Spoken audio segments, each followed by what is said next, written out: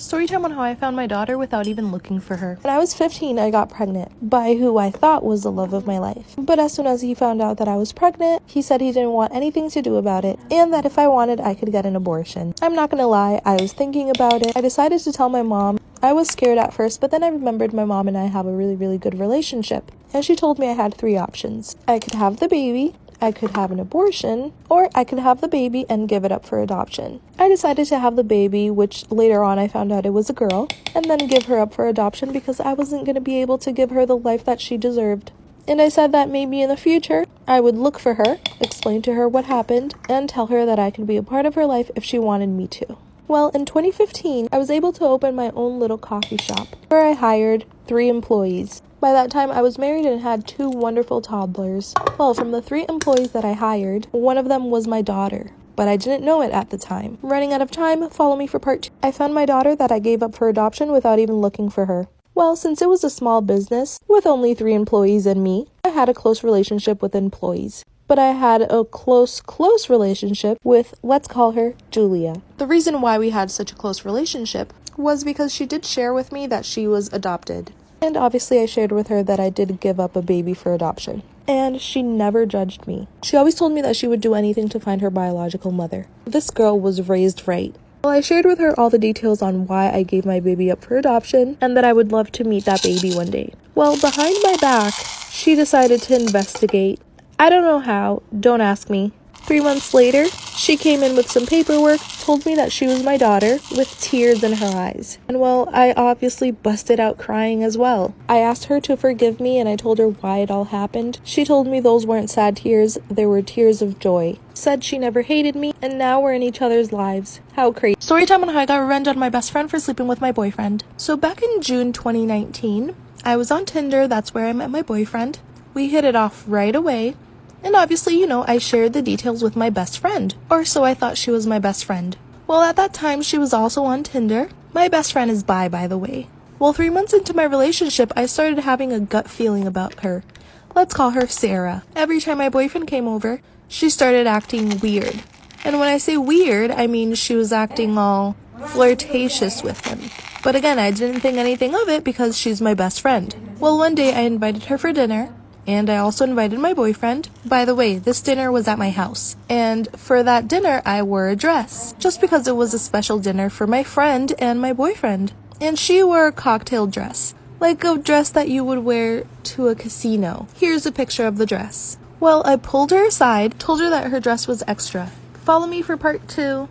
Getting revenge on my best friend for sleeping with my boyfriend. Well, she said that I was crazy because that was just a normal dress. She told me not to be jealous because I was her best friend. I explained to her that I wasn't jealous, but that I've seen her actions in front of my boyfriend and they're very concerning. Well, whatever. We decided to have dinner, we had a good time. She left and my boyfriend stayed over.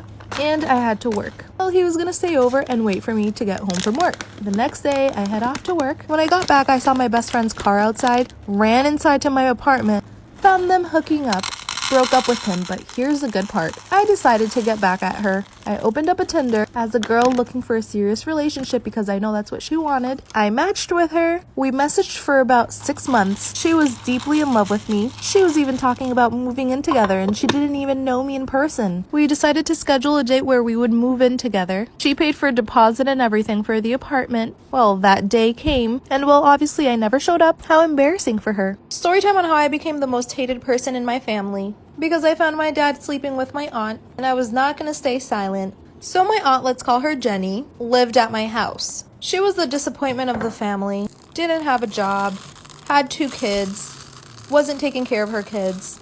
Just a total mess. My mom decided to take her in because she wanted to help and she wanted to get her life straight. At first, my dad didn't like it, but he had to deal with it because my mom told him to. She always said family is family and you can't give family your back. Well, maybe she should have done that. Because one day that I was supposed to be picked up by my dad from school, well, apparently he forgot. And my best friend's mom had to drive me home. And I'm knocking and knocking on the door. No one answers the door, but I do see my dad's car outside. So I'm wondering what the hell is he doing? So I decided to call his phone and I hear it ringing, but he won't answer. Follow me and come back for part 2. Well, I ended up finding my dad in 4K with my aunt. I went through the back door because I remembered that my mom always left an extra key in the back door. We were doing the dirty on my mom's bed. The worst part is that my aunt was laughing, but my dad did feel bad. He did get up right away. I called my mom, told her what happened, and you guys know what she said? She said that I was making the whole thing up, that my dad would never do that, and that my aunt and him always hated each other, so she couldn't do that either. She came back home that day. My dad denied the whole thing, said that I was lying for attention, and that's why my whole family hates me now. They said that I tried to ruin my mom and her sister's relationship, and that they can't believe anything I say. And yes, my mom is still with my dad. I'm waiting till I have enough money to move out because I just can't believe my mom didn't even believe me. Storytime on how my high school bully became my stepdaughter. A little backstory, let's call my bully Stephanie. Well, Stephanie loved to bully me in high school. There wasn't a reason other than she just did not like me. And I was very, very innocent, so I let her bully me.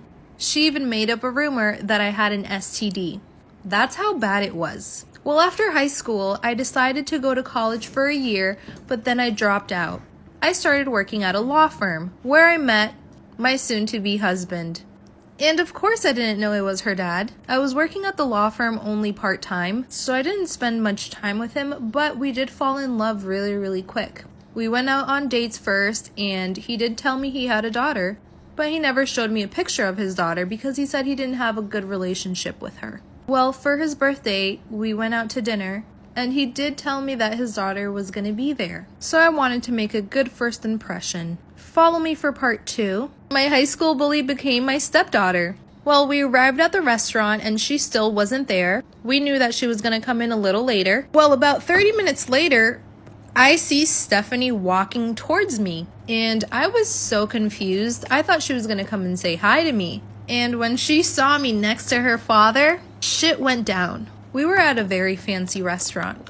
Well, she asked her father, let's call him Ben, what is she doing here? And he told her to not disrespect me like that because I was his fiance. Mind you, I was laughing because this shit was hilarious. Well, before she stormed out of the restaurant, she told her dad to never talk to her again and said that she would never forgive him. Well, long story short, he did ask me why she said that because he was a little curious of why I was laughing. I explained to him that she was my bully in high school and that she terrorized me for 4 years. And our wedding is in July. Okay, story time and disclaimer, this is not my story. I'm reading it right off my email. This is a crazy one, guys. Story time. I'm sexually attracted to my sister. I'm gonna just read it raw for you guys. Okay, I'm sexually attracted to my sister and I don't know what to do. Let me just say, yes, we have the same mom and dad. She's older than me by 4 years. I started feeling this way after my dad left. So apparently her parents are divorced. I went through a lot because of my parents' divorce, and she, let's call her Olivia, was there for me every step of the way. A very long recovery. Let me explain. She slept in the same bed as me. She would feed me. Again, I was badly depressed. Well, she would cook for me and even had to bathe me once because I went a whole week without even changing my pajamas. Understandable when you're depressed. I'm running out of time. Follow me for part 2 because this story time is crazy. Again, this is not my story. I'm sexually attracted to my sister, part 2. This is not my story. This is a raw story time. I'm reading it right off my email. This part is just going to be really short. Okay, so the last part was I went a whole week without even changing my pajamas. Understandable because you're depressed. That's when it started. I feel the need to tell her, but I know it will ruin our relationship. Girl, this is very wrong, but my desire is very strong. I mean, that rhymed, girl. That rhymed, but sweetie, what are you doing? What are you doing, sister? Okay, what do you guys think? Like, I don't even know. I'm a loss for words.